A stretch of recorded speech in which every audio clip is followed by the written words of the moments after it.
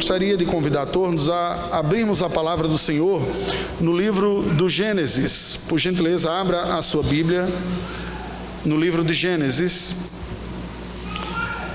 Eu lhe convido a acompanhar a leitura que passo a fazer no capítulo de número 12 do livro de Gênesis. Gênesis 12.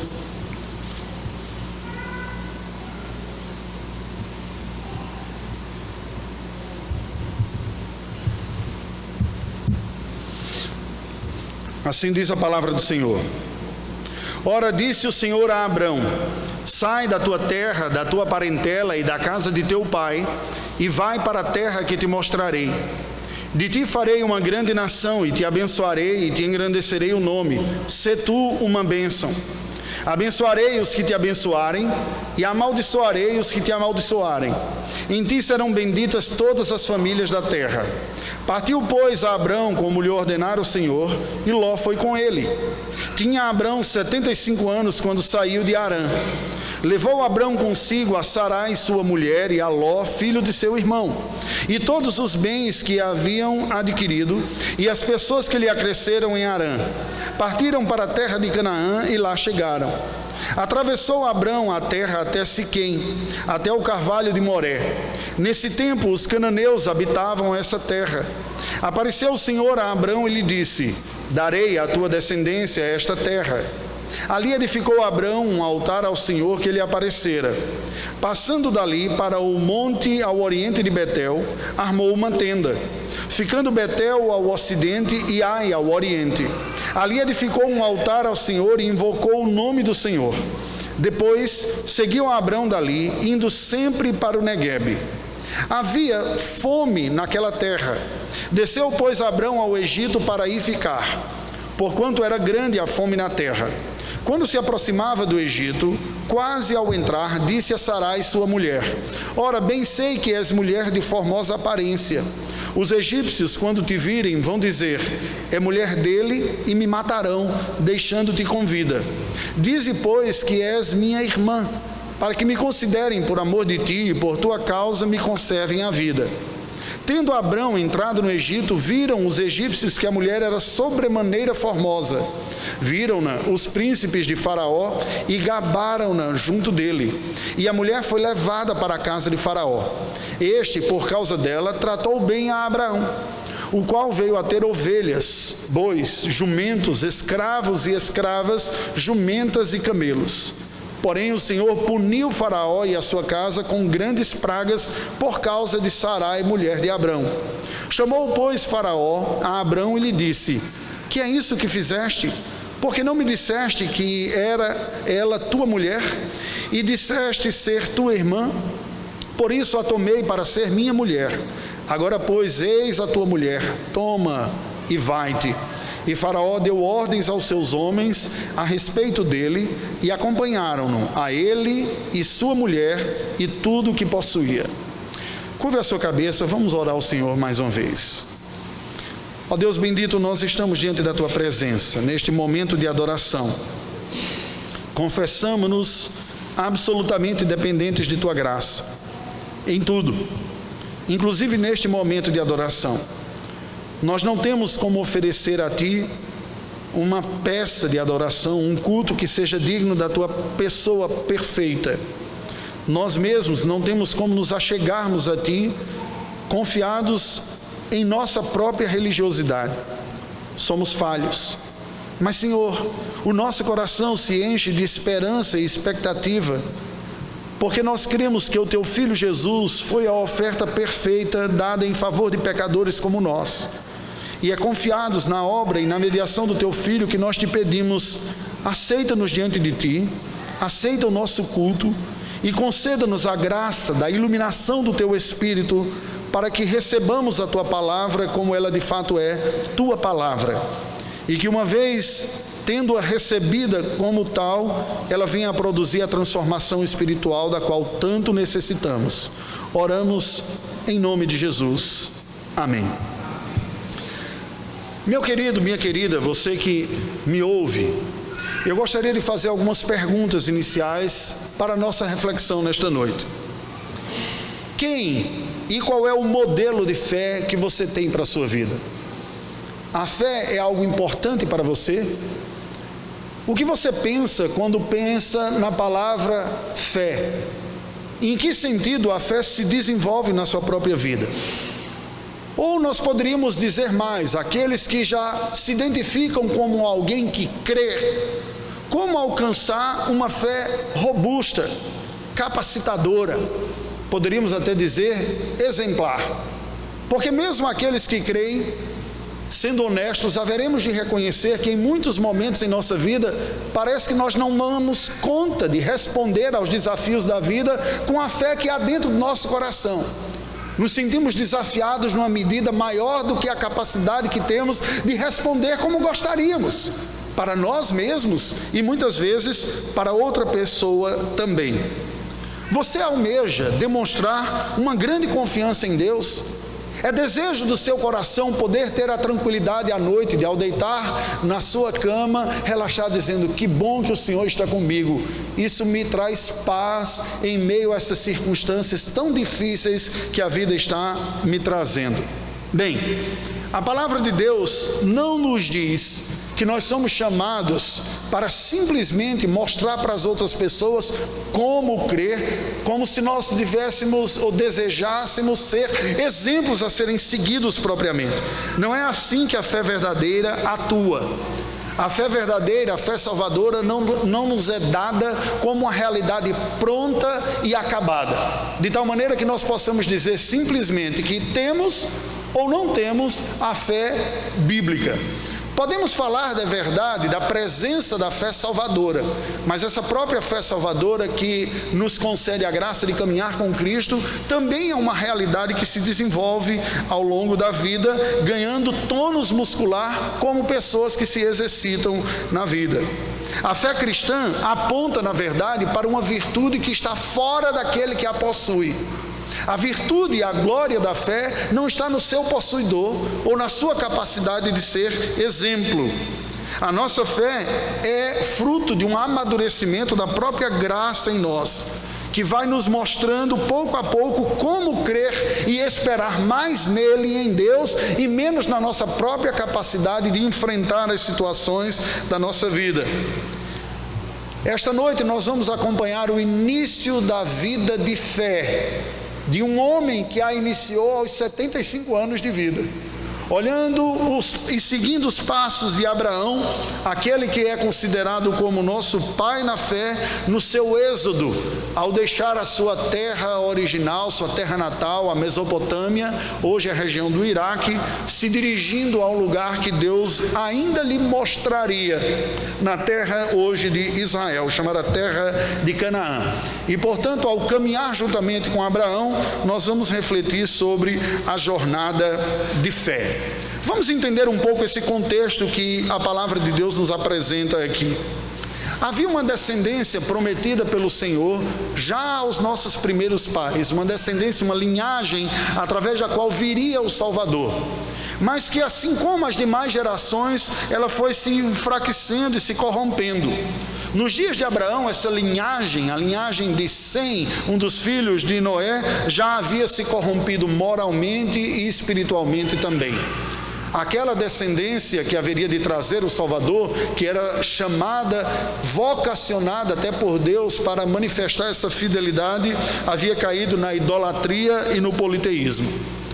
Nós estamos em cerca de 2000 anos antes de Cristo, quando Deus, mais uma vez, inicia um processo de restauração da sua aliança de salvação, de graça com a humanidade, através deste arameu chamado Abrão.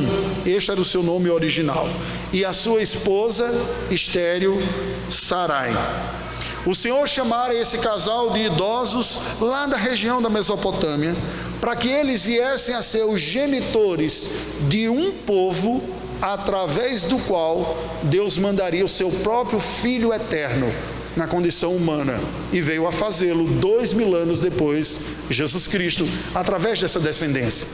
Mas como esta pessoa que estava envolvida em idolatria, em politeísmo, em desobediência a Deus, poderia se tornar o pai de uma nação que seria uma espécie de berço cultural e religioso para a vinda do Filho Santo de Deus? Não tinha como o Filho Santo de Deus experimentar a sua vida e crescer aqui entre nós, se não fosse dentro de um contexto que expressasse essa santidade também. Mas como é possível ao Senhor Deus constituir pessoas que são dignas de sua própria presença a partir do material humano imperfeito? Pois bem, a saga de Abraão, essa história descrita no livro de Gênesis, nessa primeira porção, nos mostra como essa fé salvadora na vida de Abraão não lhe foi dada de forma pronta ou acabada, mas nos apresenta como Deus mesmo foi trabalhando na vida dele para que ele amadurecesse nessa fé. Nós vamos observar neste capítulo 12 de Gênesis como o próprio Abraão, já no início da sua jornada de fé, apresenta respostas contrastantes, respostas muitas vezes antagônicas àquilo que Deus tinha para ele. E sendo assim, eu lhe convido a refletirmos sobre vivendo entre a fé e o jeitinho, esta característica típica do brasileiro. Como é possível alguém que é chamado para viver pela fé, muitas vezes na vida se vê tentado a cair na condição do jeitinho? No capítulo 12 você vai ver basicamente esse contraste da seguinte maneira: os versículos de 1 a 9 nos apresenta como Abraão caminhou pela fé esses passos iniciais, e a segunda porção do capítulo, os versículos de 10 a 20, nos mostra como ele caminhou com um jeitinho em uma outra circunstância da sua vida. De que forma? Vejamos. Primeiro, como ele caminhou pela fé. Nos versículos de 1 a 3, nós lemos o chamado de Deus a Abraão. Quando ele ainda vivia na Mesopotâmia, o Senhor lhe aparece e diz: sai dessa sua terra, sai do meio da sua parentela, sai da casa do seu pai e vai para uma terra que eu lhe mostrarei. Imagina, não foi fácil. Ele aos 75 anos de idade, não tinha filho, não tinha neto, o que ele tinha de parentes eram as pessoas que lá estavam. Ouviu o Senhor lhe dizendo: sai, vai para um outro lugar, e sair, e partir. Certamente isso requeria da parte de Abraão uma fé, uma confiança em Deus que lhe estava falando. Mas Deus diz mais, ele diz: de você eu farei uma grande nação e te abençoarei. Novamente era necessário fé.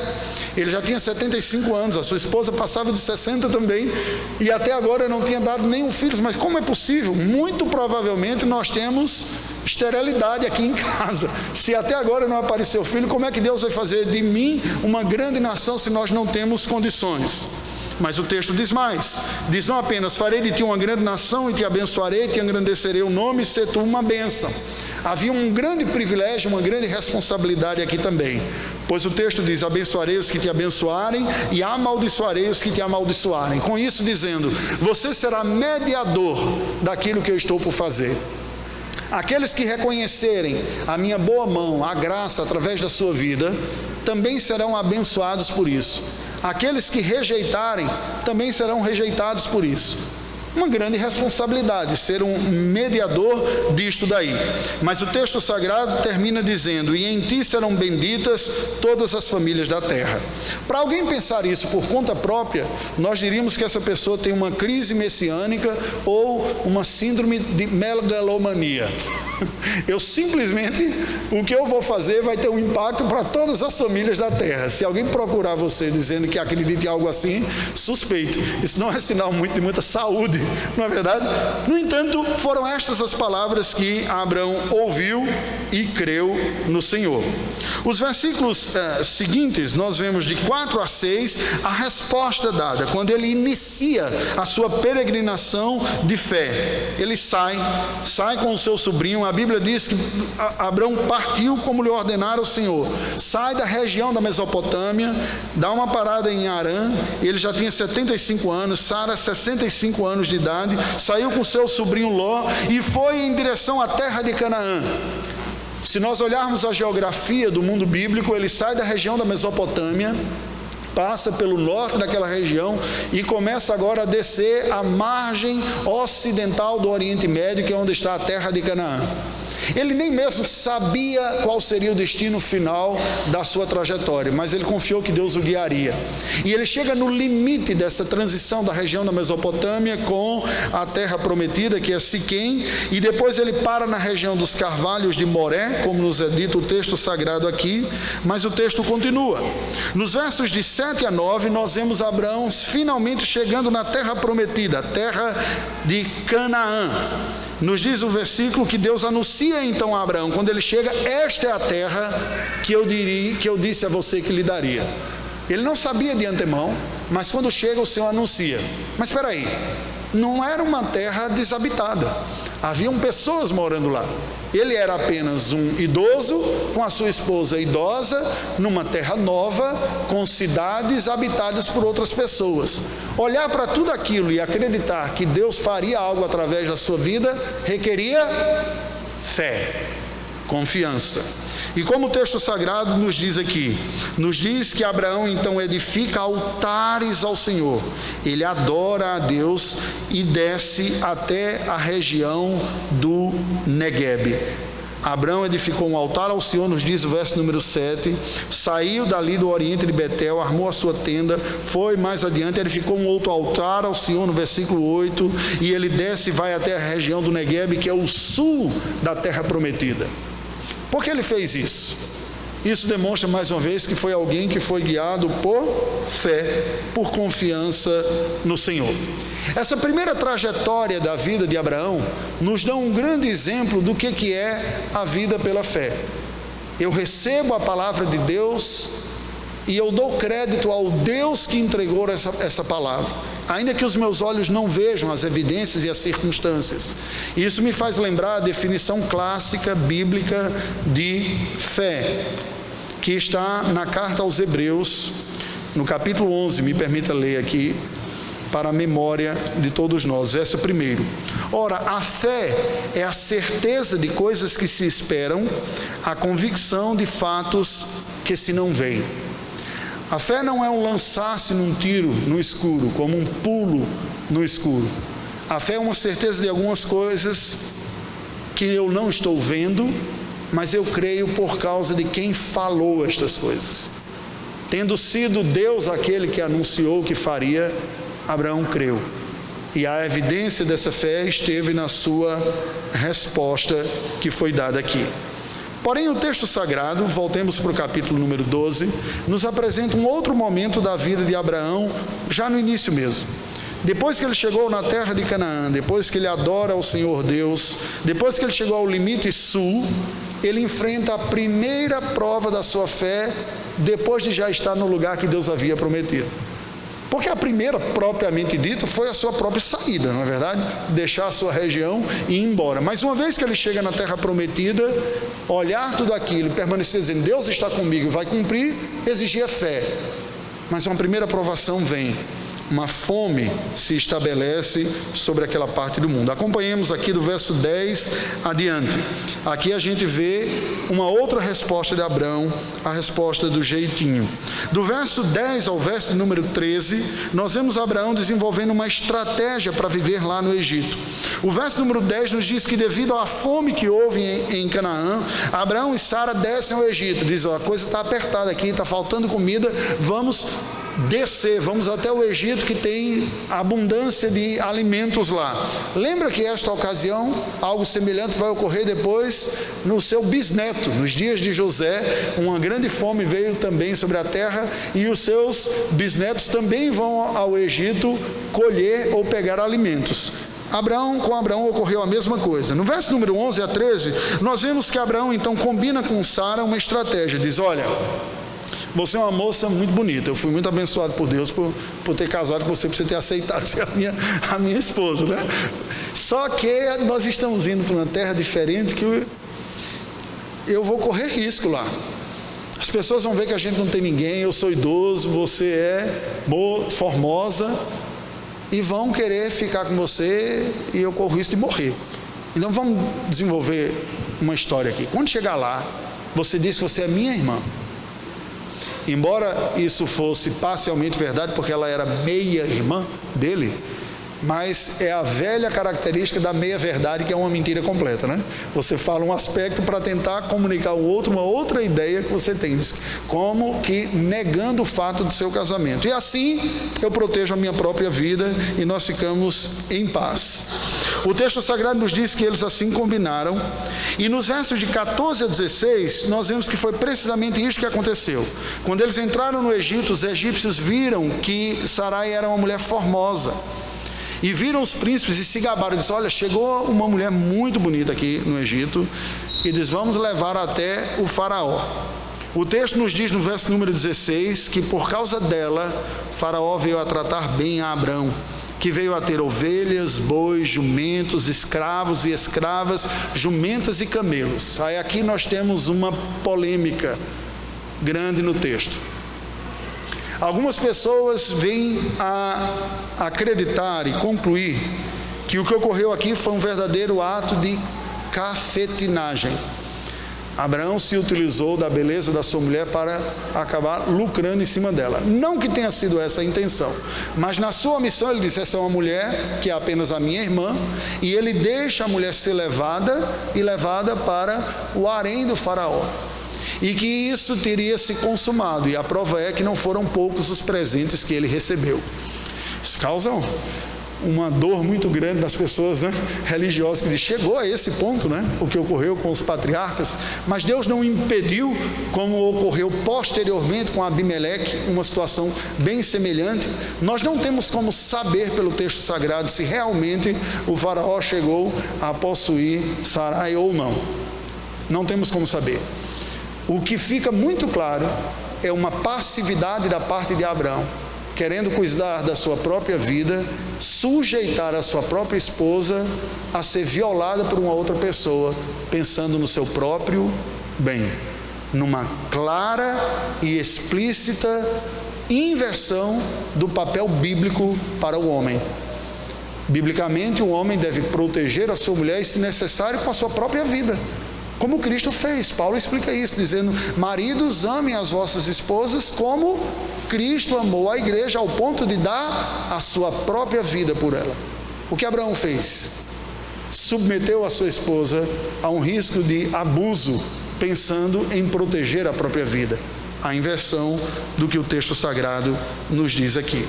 Nos versos de 14 a 16, a Bíblia diz que, devido à beleza de Sara, era levada ao harém de Faraó, e Abraão é recompensado, como nós vimos aqui. Mas nos versos 17 a 20 nos diz que Deus puniu Faraó por tomar Sara por mulher, e o Egito também.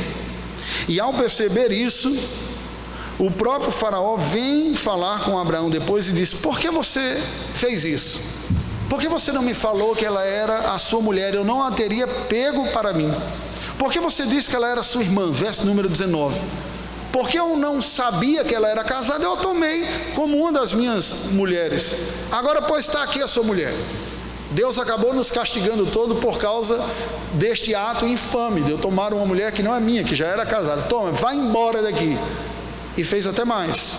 Houve uma escolta. No verso número 20 diz que Faraó deu ordens aos seus homens a respeito dele, de Abraão, que o acompanharam, ele, a sua mulher e tudo o que possuía. Que contraste, não é, meus queridos? Aquele homem que tem um ato de confiança e de fé em Deus, e que sai da terra prometida confiando no Senhor, sai da terra sua e vai em direção a uma terra que ele nem sabia qual era, crendo em Deus, adora ao Senhor, nos faz lembrar algumas pessoas que não têm muita dificuldade em servir a Deus, em adorá-lo, enquanto a sua vida não está submetida a provas mais agudas ou não se toca em certos pontos difíceis.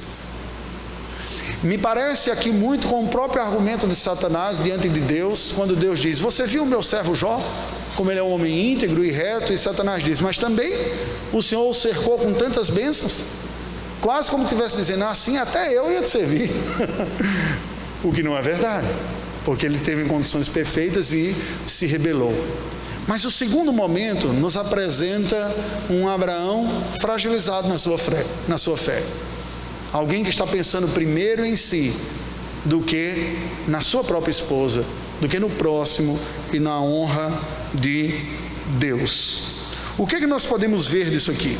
Esse texto de Gênesis 12 nos mostra o seguinte: Deus apareceu a Abraão, lhe deu ordens de peregrinação, lhe anunciou um projeto de redenção, de salvação miraculoso, pois faria deles uma nação. Eles já eram idosos e estéreis, não tinham condições, a sua esposa não tinha condições de ter filhos, e através deles Deus anunciou que traria uma salvação para o mundo todo. Abraão e Sara creem em Deus e obedecem ao Senhor e fazem essa peregrinação, saindo da sua terra prometida, da sua terra natal, até a terra de Canaã, a terra prometida, e adoram ao Senhor Deus lá.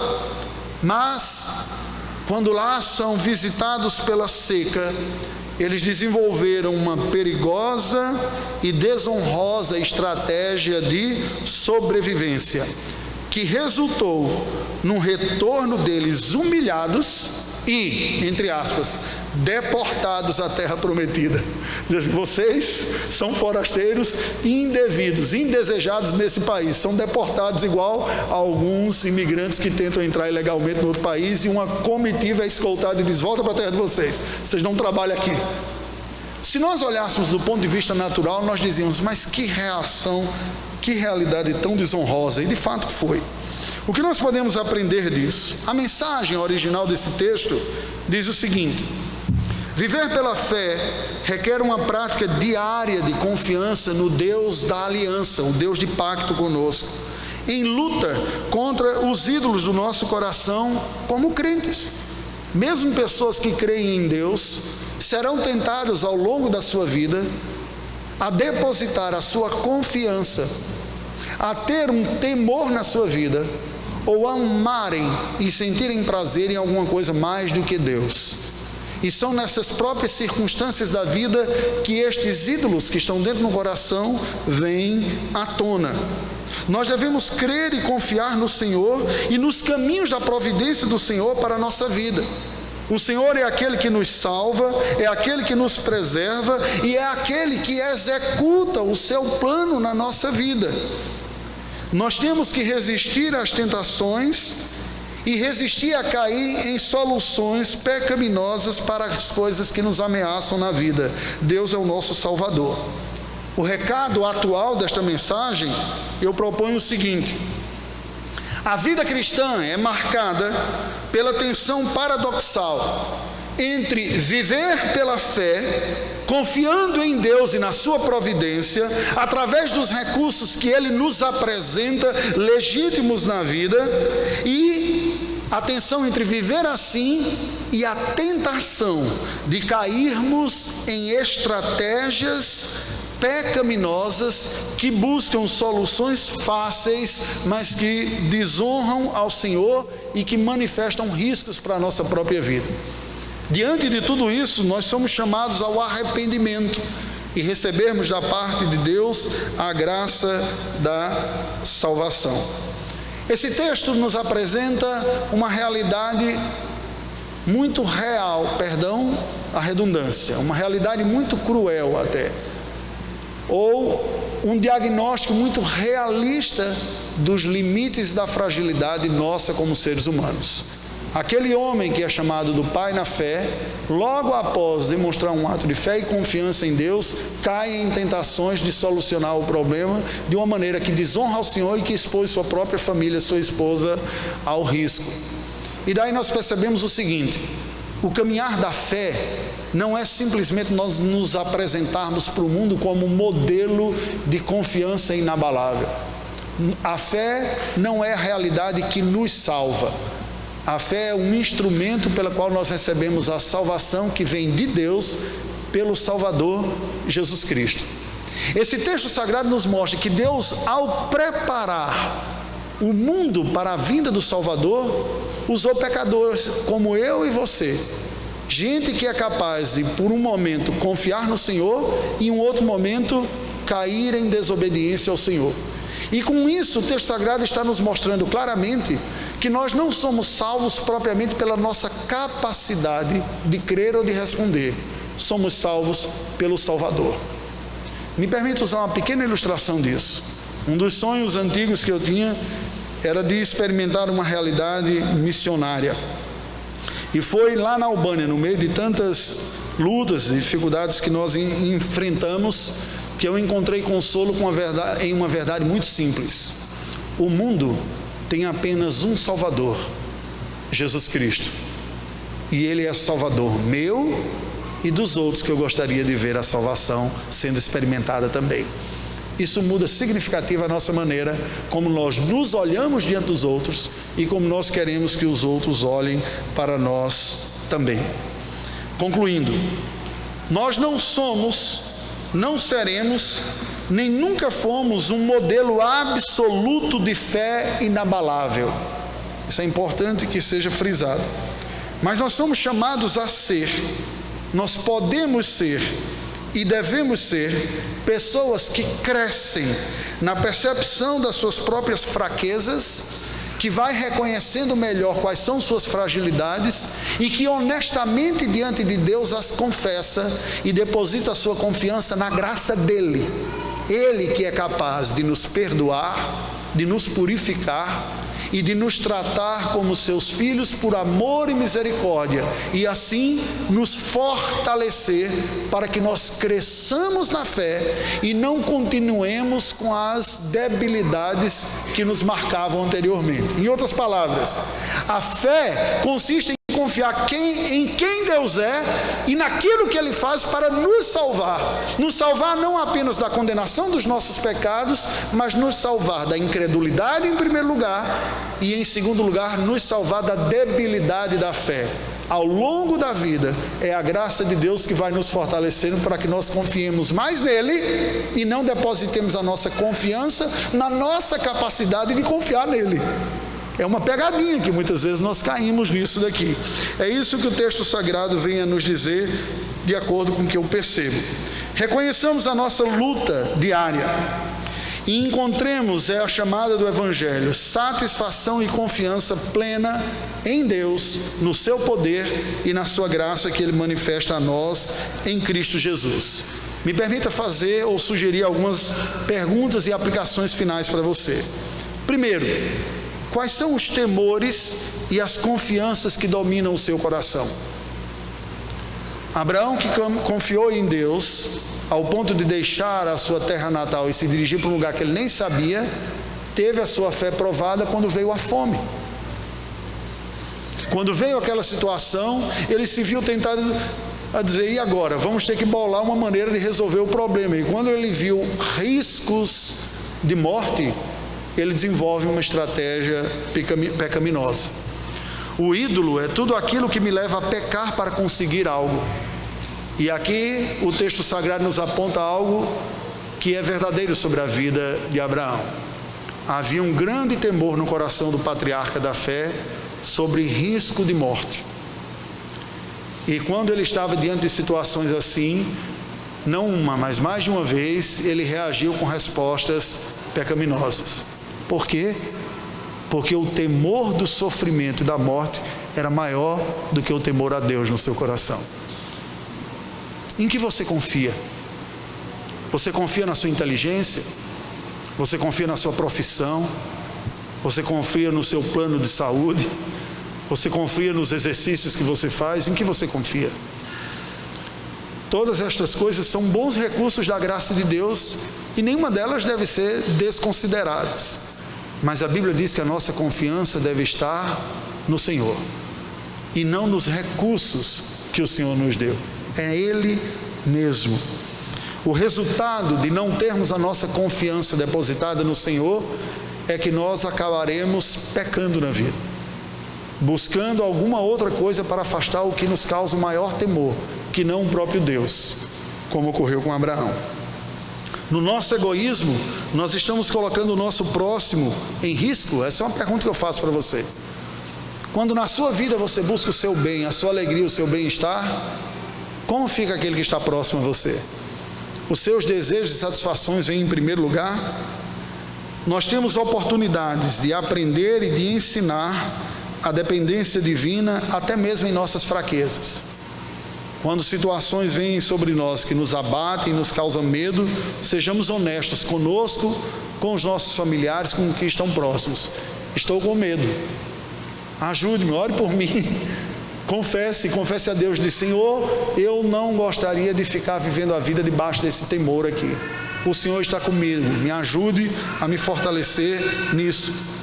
Pais que se matam e se privam de muitas coisas para ver os seus filhos tendo uma vida melhor, não percebem que aquilo que ele tem tanto medo, que é ver o filho dar duro, na verdade foi essa dificuldade que lhe forjou como ser humano. E privar os filhos de algumas lutas na vida também é privá-los de amadurecer como você amadureceu. Deus, que chamou Abraão em fé e que esteve com ele, depois o deixa numa situação de fome e de ameaça, para que ele mesmo amadureça nessa fé. E porque nós muitas vezes somos tentados de poupar os filhos de situações normais da vida que lhe oferecerão oportunidades de amadurecer. Muitas vezes eu ouço pais dizendo: eu quero entregar para o filho tudo aquilo que eu não tive, eu quero poupar os meus filhos das dificuldades que eu tive. Ora, mas muitas das dificuldades que você teve foi precisamente o que forjou essa maturidade que você tem agora. Se a vida não viesse com as dificuldades que vieram para você, você não teria desenvolvido a capacidade de lutar contra as adversidades da vida que você desenvolveu. Então até as nossas fragilidades estão debaixo da providência divina para que nós reconheçamos nossa fraqueza e busquemos a força no Senhor. Confessar os ídolos de nossa vida, aquilo que nós confiamos mais do que em Deus, que amamos mais do que o Senhor, que tememos mais do que o Senhor, são o caminho de Deus para a renovação espiritual da nossa vida. Não é negar, mas é admitir diante do Senhor: onde está a sua fraqueza? Aí eu lhe pergunto, diante de Deus, você agora pensando, qual é o ponto de dificuldade que você tem de confiar em Deus? Qual é? Sabe o que Deus quer de você? Que você seja honesto e chegue diante dele e não apresente desculpas, seja qual for a dificuldade. Ela pode ser uma revolta dentro do coração, um sentimento de dor profunda, de perda que você experimentou e que você acha profundamente injusto e diz: não é justo que isso ocorra. Senhor, eu não sigo a Ti porque eu acho que o Senhor me abandonou, ou que o Senhor não esteve presente na minha vida, que o Senhor não é bom por ter permitido isso para comigo, porque se o Senhor fosse, o Senhor não teria deixado isso. Seja honesto, diga para Deus. A sua dificuldade pode ser intelectual, e você diz: eu não consigo conceber a ideia de uma divindade no meio dessa vida que a gente vive aqui. Seja honesto e diga, admita e peça socorro àquele que é gracioso e que perdoa. Nós devemos, meus queridos, e eu termino com essa aplicação, pregar ao nosso próprio coração a confiança em Deus e a necessidade de sua graça para não cairmos nas tentações e nas seduções ilegítimas que a vida nos oferece. Eu preciso dizer para o meu próprio coração quem Deus é, diariamente. Você também é convidado para isso.